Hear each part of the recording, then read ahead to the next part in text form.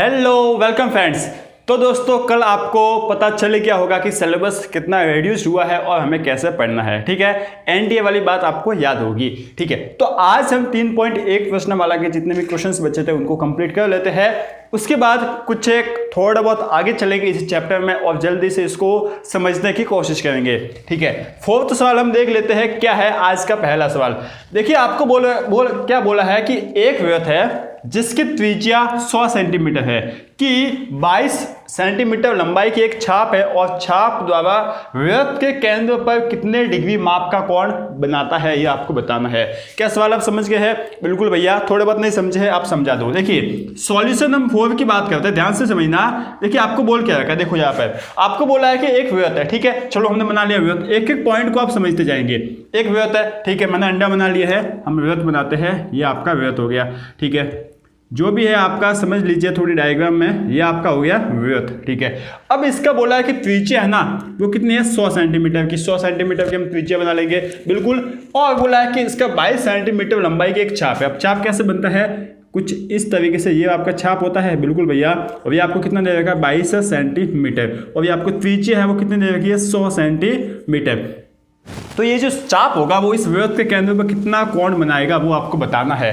क्या समझ में आ गया? डिग्री में कोण बताना है। अब देखिए आपके पास एक फॉर्मूला पता है। ठीक है, चूंकि हम जानते हैं, हम क्या जानते हैं भैया, हम ये जानते हैं कि R theta is equal to L. ठीक है, त्रिज्या इंटू कोण इज इक्वल टू चाप। क्या बात हमको समझ में आती है? बिल्कुल भैया, अच्छे से हमें समझ में आती है। तो यहां से हम थीटा की वैल्यू निकाल रहे हैं। बात ध्यान रखना, थीटा की वैल्यू निकालने गए हम तो हमें आर की वैल्यू दे रखी है 100 सेंटीमीटर। ठीक है, ये हमने लिख लिया इनटू थीटा, ये आपका हो गया। और एल हमें कितना दे रखा है 22 सेंटीमीटर। ठीक है भैया, यहां से हम निकालने गए तो देखिए यहां से आपको थीटा है वो कितना मिल जाएगा, थीटा हमें मिल जाएगा, थीटा इज इक्वल टू 22/100। ठीक है, ये आपको थीटा मिल गया। अब थीटा इतना आ जाने के बाद हम लिख लेते हैं कि भैया ये आपका हो गया 22/100 डिग्री हो गया। लेकिन ये आपका गलत है।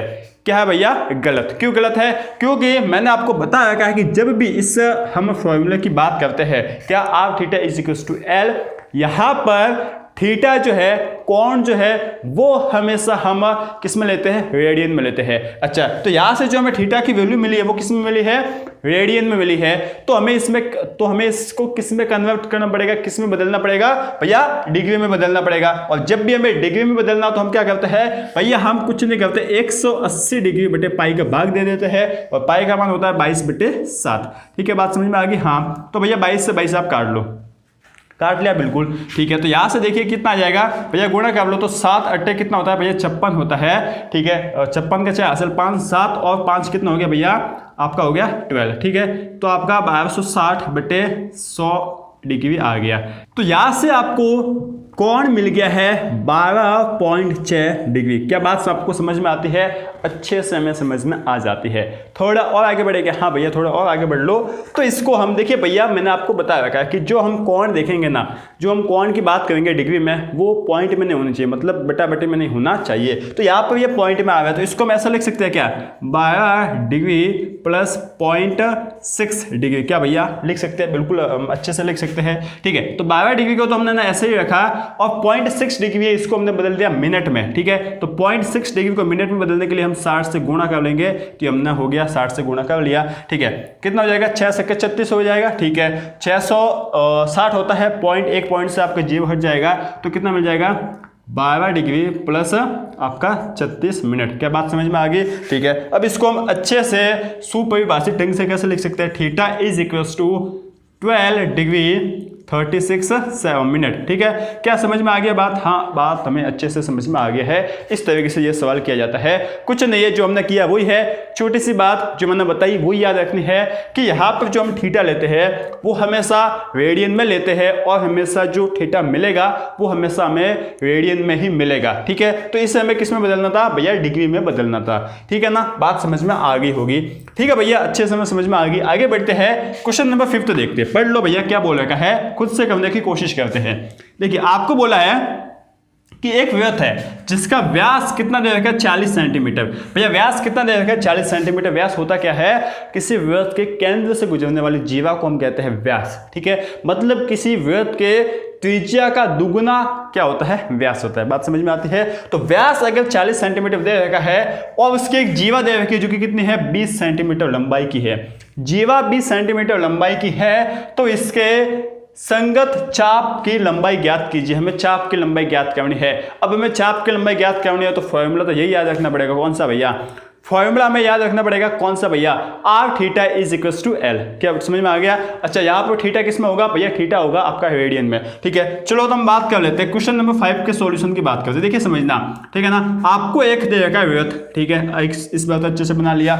अब यहाँ पर एक इस वृत्त का केंद्र होगा और इस केंद्र से गुजरने वाली जो जीवा होगी वो आपका कहलाएगी व्यास, और व्यास आपको दे रखा है 20 सेंटीमीटर, सॉरी 40 सेंटीमीटर। क्या बात समझ में आ गई। हाँ भैया हमें अच्छे से समझ में आ गई है, ये आपका 40 सेंटीमीटर हो गया। अब आपको बोला कि भैया यहाँ पर एक जीवा भी है जो कि 20 सेंटीमीटर लंबाई की है, तो ये हमने ले लिया जीवा। ठीक है ना, अब ये जीवा है ना, ये आपकी 20 सेंटीमीटर लंबाई की है। ठीक है ना, कौन सी 20 सेंटीमीटर, और ये भी आपकी 40 सेंटीमीटर है।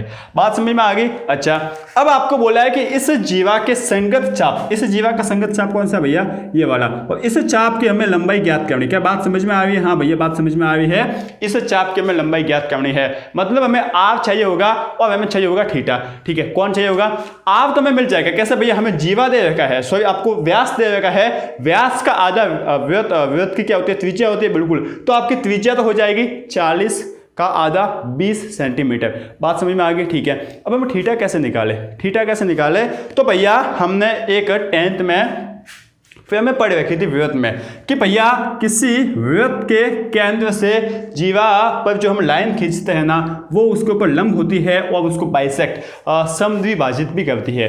क्या आपको बात समझ में आती है। क्या बात आपको याद है, क्या है कि भैया अगर किसी वृत्त के केंद्र पर हम जीवा पर कोई रेखा खींचते हैं तो वो उस जीवा के ऊपर लंब होती है और उस जीवा को समद्विभाजित भी करती है। बात समझ में आ गई। समद्विभाजित करने का मतलब इन दोनों को समान भागों में बांट लेगी। बात अच्छे से समझ में आ गई है। ठीक है, तो यहां से देखिए क्या हो जाएगा, यहां से आपके इस तरीके से लिख सकते हो क्या, हाँ भैया इसको इस तरीके से कर सकते हो। कुछ नहीं किया, ये जो ना इसको मोड़ के यहां पर ला लिया। ठीक है, अब देखिए भैया ये 40 सेंटीमीटर है तो ये वाला भाग कितना हो जाएगा 20, और ये भी हो जाएगा 20। ठीक है, अगर ये 20 है तो ये भी भैया आपकी एक त्रिज्या ही है, और त्रिज्या तो यहाँ पर भी 20 सेंटीमीटर ही होगा और यहाँ पर भी 20 सेंटीमीटर ही होगा। बात समझ में आ गई। ठीक है, और ये जो आपकी रेखा है, ठीक है ना, मैं इसको नाम दे देता हूँ ओ और पी। ओ पी जो रेखा है ना, वो इस रेखा ए बी, ठीक है, मैं ए बी नाम ले लेता हूँ, ए बी को समद्विभाजित कर रही है, मतलब समान दो भागों में बांट रही है। इसका मतलब अगर ये 20 है तो ये वाला आपका कितना होगा 10, और ये वाला भी कितना होगा 10 सेंटीमीटर। क्या बात समझ में आ गई। हाँ भैया हमें बात समझ में आ रही है।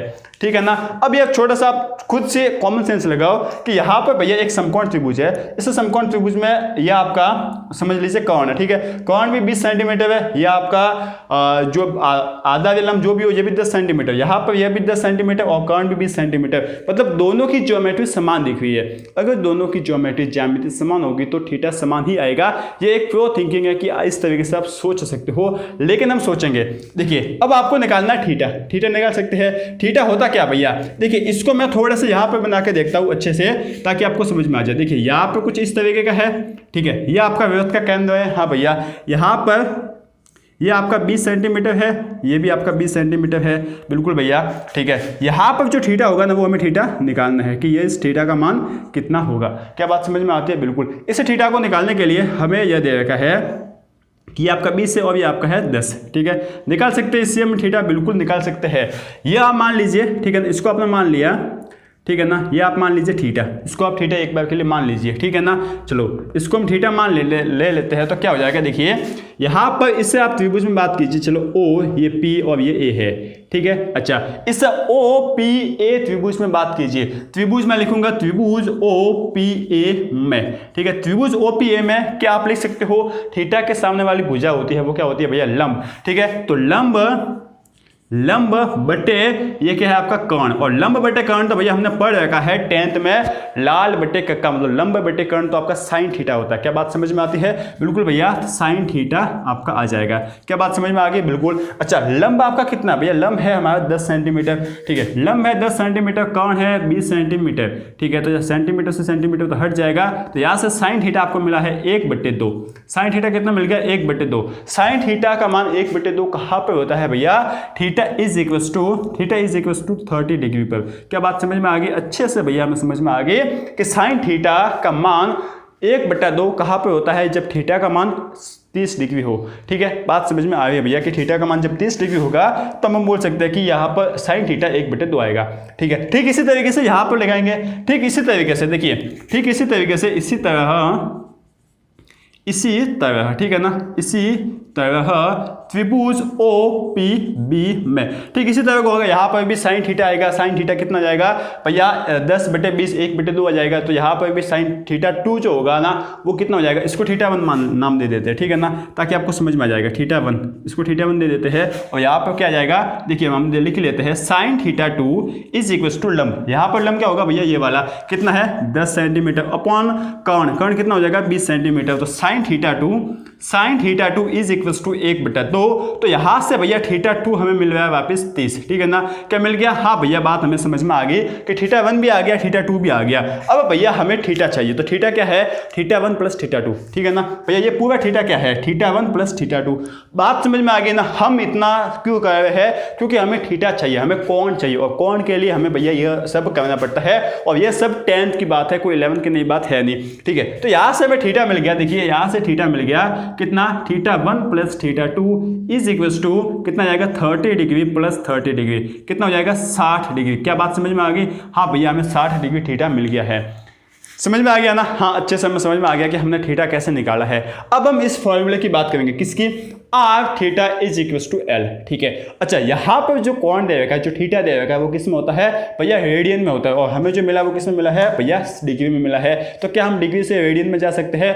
आराम से, अच्छे से हम जा सकते हैं। तो हम जाकर देखते हैं, ठीक है। इतना समझ में आ गया? ठीक है भैया। अब देखो यार, आगे मैं लिखता हूँ, थोड़ा सा और समझते हैं। देखिए अब क्या होगा, अब आपको बोला है, ठीक है, अब आप लिखोगे कि हम जानते हैं, ठीक है ना, चूंकि आप लिखोगे कि R theta is equal to L, ठीक है। अब यहाँ पर लिख सकते हो, जहाँ पर थीटा क्या है? कोण है, ठीक है, और कोण किस में? रेडियन में है, ठीक है। यहाँ से भैया थीटा आपको दे रखा है 60 डिग्री, ठीक है ना। थीटा आपको दे रखा है 60 डिग्री, तो इसको आप बदलने चले जाएंगे तो कितना हो जाएगा? 60 डिग्री इंटू कितना? π/180 डिग्री। क्या बात समझ में आता है? हमें बदलना है रेडियन में, और रेडियन में बदलना, इसका मतलब इस डिग्री को हटाना पड़ेगा, ठीक है। तो हमने हटा लिया, तो यहाँ से कितना जाएगा भैया? 6×3 तो 1/3 आ जाएगा, बिल्कुल। तो थीटा का मान आपको मिल गया है π/3, और π/3 आपका रेडियन में मान आ गया है, बिल्कुल, ठीक है। अब आप काम कर सकते हो, क्या काम करना है भैया? आर हमें कितना दे रखा है? आर हमें दे रखा है भैया 20 सेंटीमीटर, इंटू आपको थीटा कितना दे रखा है? थीटा हमें दे रखा है भैया π/3, ठीक है। तो एल आपको कितना मिल जाएगा? एल मिल जाएगा 20 π/3, बस इतना आप रख सकते हो, काम हो जाएगा। तो थीटा आपको यह मिल गया है। अच्छा, किस में मिला भैया? सेंटीमीटर में हमें मिला है, क्योंकि सभी आपका ये जो त्रिज्या थी वो सेंटीमीटर में थी। क्या बात समझ में आ गई ना? अच्छे से समझ में आ गई है। कुछ नहीं किया हमने, जो थीटा नहीं था ना, उस थीटा को हमने निकाला है। कैसे निकाला है कि यहाँ से जो इस जीवा के ऊपर जो एक रेखा आएगी ना, वो रेखा इस जीवा को समविभाजित करेगी, और इस जीवा के ऊपर लंबवत भी होगी, लंब बनाएगी, ठीक है। इससे हमने 2 त्रिभुज बनाए, और 2 त्रिभुजों में थीटा 1 और थीटा 2 की वैल्यू निकाली, जो कि आप निकाल सकते हो, और पूरा थीटा किसके इक्वल है? Theta 1 plus theta 2। तो कोण हमें मिल गया। अगर कोण मिल गया तो हम अपना काम कर सकते हैं। हम यहाँ पर बोल सकते हैं कि R theta is equal to L. क्या बात समझ में आ रही है ना? अच्छे से हमें आ रही है, ठीक है। चलो, तो ये आपका 6th सवाल भी कर लेते हैं। ये तो बहुत ही इजी सा सवाल है, आराम से इसको तो कर सकते हो। तो देखिए क्या बोल रखा है इस सवाल में, दो विवृत दे रखे, ठीक है, उनकी समान लंबाई वाला छाप है। जो छाप बनता है ना वो समान लंबाई वाला है, और उनके छाप है ना केंद्र पर क्रमशः 60 डिग्री और 75 डिग्री का कोण बना रहे हैं। तो उनकी त्रिज्या का अनुपात आपको निकालना है। ठीक है, बात समझ में आ रही है? ठीक है भैया, आप थोड़ा सा सोचते हैं इस सवाल के बारे में। इस सवाल में जो आपको फॉर्मूला यूज करना है वो कौन सा है? R theta is equal to L. Theta हमेशा रेडियन में होगा, लेकिन यहाँ पर दे रखा है हमें किसमें? डिग्री में, मतलब हमें रेडियन में बदलना पड़ेगा। लेकिन इसको किस तरीके से बदलना है स्पेशली इस सवाल में मैं आपको बताऊंगा। ठीक है, तो चलो हम बात करते हैं। क्या गिवन डेट क्या है कि भैया R1 L1 is equal to, या फिर आप काम कर लेते हैं कि पहले विरोध की बात करते हैं क्या? ठीक है, पहले विरोध के लिए।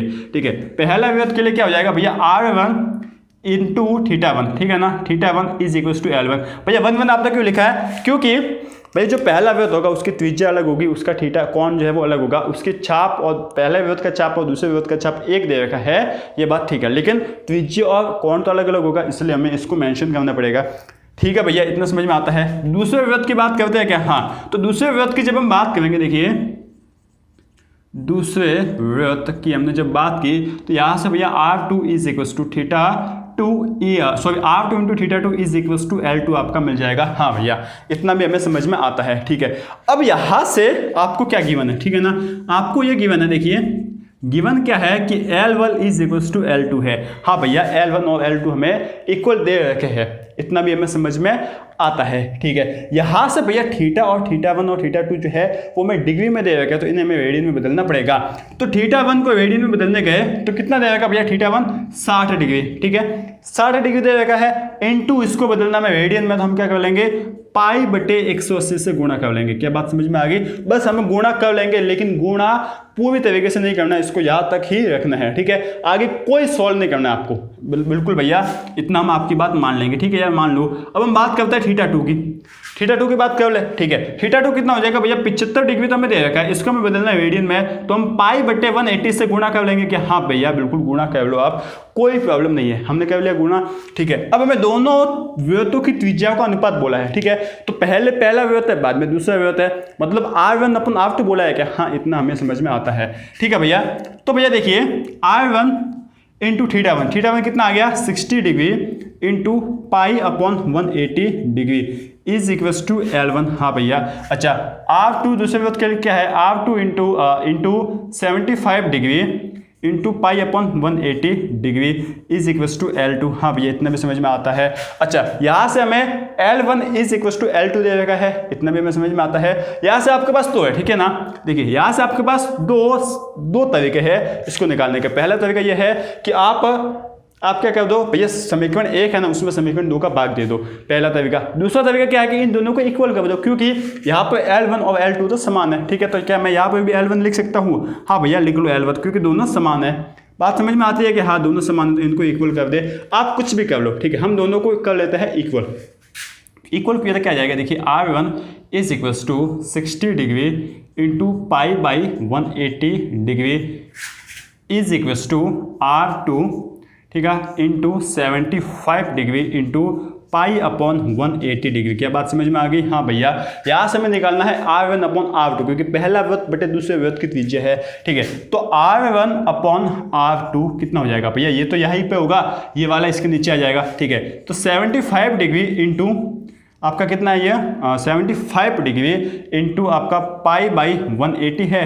ठीक है भैया, यहाँ पर कितना है? 60 डिग्री इंटू पाई बाई 180 है। हाँ भैया, तो 180 से 180 इसको काट लो, पाई बाई 180 से पाई बाई 180 काट लिया। ठीक है, अच्छा 75 को 60 डिग्री से काट लेंगे। हाँ भैया, किससे काट लेते हैं? हम 5 से काट लेते हैं। 5 एकम 5, 5 दूनी 10। ठीक है, यहाँ पर कितना आ जाएगा? 5 एकम 5, 5 पंजे 25। बिल्कुल भैया, वापस आप 5 से काट लो तो देखिए R1 upon R2 is equal to 3 से काट लो तो 3 पंजे 15 और 3 चौके 12, तो 5/4 आ गया। मतलब R1 रेशियो R2 आपको कितना मिल रहा है? 5:4। क्या बात समझ में आ गई?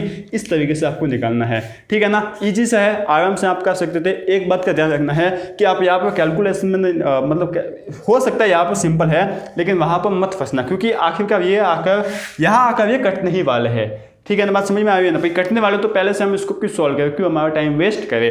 बात समझ में आ गई होगी। अगर आप डायरेक्टली पहले इक्वेशन में दूसरे इक्वेशन का भाग दे देते तो आपका काम हो जाता। तब भी आपका देखिए R1/R2 ही आता, ये तो कट जाता, ठीक है ना, तो आपका भी तब भी काम हो ही जाता। तो उम्मीद है कि आपको समझ में आ रहा होगा। एक सवाल और बाकी, उसको भी कर लेते हैं, फिर इसके बाद आपको 3.1 है ना आराम से कंप्लीट हो जाएगी। और लगभग सभी सवाल मैं कर रहा हूँ, ऐसा मत समझना कि ये इजी लेवल के है, इजी है, नहीं, अच्छे सवाल है, मेंस लेवल के सवाल है। आपको बाद में जब मैं मेंस के सवाल भी करवाऊंगा ना, तब आपको सेटिस्फैक्शन होगा कि हाँ भैया कुछ ऐसे ही सवाल हमने किए हैं। ठीक है, चलो थोड़ा बहुत और आगे बढ़ते हैं।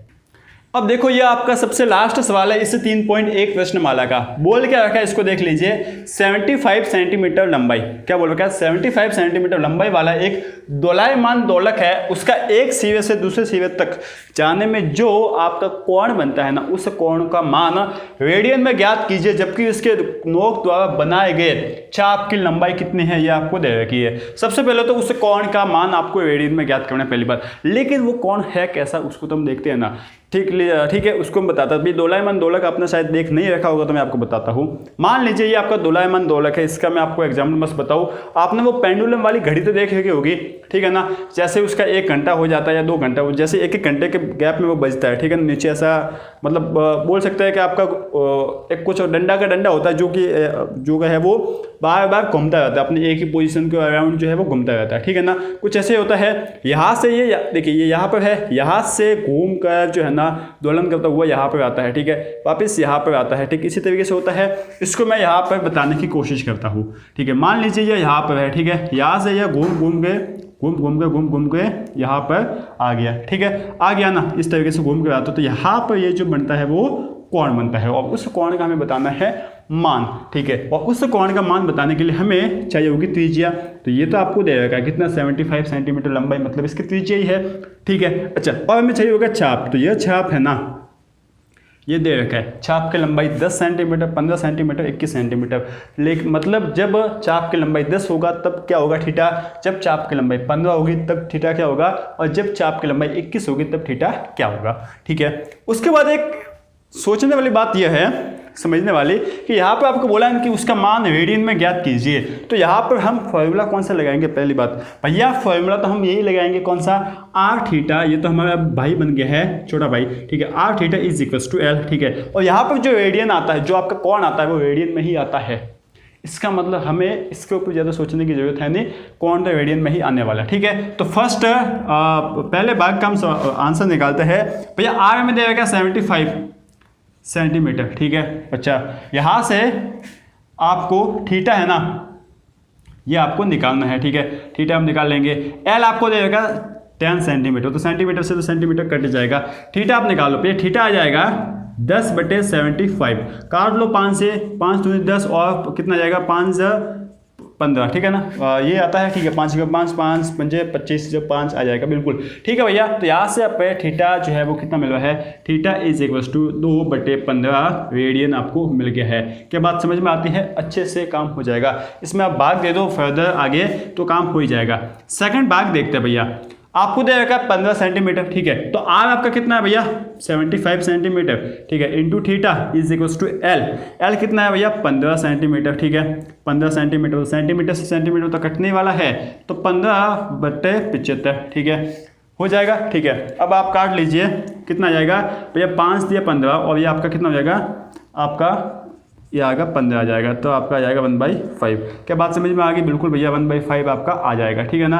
15 पंजे वैसे 75 होता है, इतना वैसे मैंने लंबा कर लिया, कोई बात नहीं, ऐसे हम सीखते हैं, ऐसे ही होता है काम। 21 डिग्री अब 21 सेंटीमीटर देखते हैं। थर्ड देखिए, आपको बोल रखा है कि आपका जो एल होगा वो 21 सेंटीमीटर है, ठीक है ना। फर्स्ट में आपका एल, इसको आप एल लिख लेंगे तो अच्छा होएगा, एल 10 सेंटीमीटर, यहाँ पर एल कितना है 15 सेंटीमीटर, और यहाँ पर आपका एल है वो कितना है 21 सेंटीमीटर, ठीक है। तो आर आपका 75 है, इंटू थीटा है, इज इक्वल्स टू 21, ठीक है। तो यहाँ से थीटा इज इक्वल्स टू 21/75, 3 से आप काट सकते हो, 3 से 21 अपॉन 3 दूनी 6, 3 पंजे 25, ठीक है, सॉरी 3 पंजे 15 होता है। तो यहाँ से आपका 7/25 रेडियन आ गया। क्या बात समझ में आ गई, अच्छे से काम तो हो ही गया है, आराम से इसको इस तरीके से निकाल सकते हो। रेडियन में निकालना, कोई आपको चेंज करने की जरूरत है नहीं, जो आपको दे रखा है उसी तरीके से करना है। क्या बात समझ में आ गई है, अच्छे से में समझ में आ गई है। अब कल के वीडियो में, वैसे तो आज ऐसे देखने जाए तो 5-10 मिनट बाकी होगी, लेकिन कल से हम स्टार्ट करेंगे, आज इतने रहने देते हैं, आप इसको एक बार वापस रिवाइज कर लो। कल से हम क्या करेंगे पता है, जो आपकी हायर एंगल, जो जितने बड़े डिग्री के कौन होते हैं ना, जैसे 100 डिग्री हो गया, 150, 200, 250, 2000, 3000, इतने बड़े बड़े एंगल पर, ठीक है ना, उस पर त्रिकोणमितीय फलनों के मान क्या होते हैं वो हम निकालना सीखेंगे। काफ़ी इंटेंसिव, काफ़ी मतलब बोल सकते हैं काफ़ी इंटेंसिव, काफ़ी समझने वाला और बहुत ही बढ़िया चैप्टर है, बहुत ही बढ़िया टॉपिक बोल सकते हैं, इसी चैप्टर तो है ही, ठीक है। तो ये टॉपिक बहुत ही मज़ेदार है यार, और यह टॉपिक लगभग बोल सकते हैं 2 वीडियो मतलब 1 से 1.5 घंटे का चलेगा, तो अच्छे से इसको समझना है। उससे पहले इसको समझ लीजिए, यह आपका 3.1 तक का पूरा कंप्लीट हो गया है, ठीक है। तो चलो यार आज के लिए इतना ही, कल के वीडियो में मिलते हैं, तब तक आप बढ़ते रहिए, आगे बढ़ते रहिए।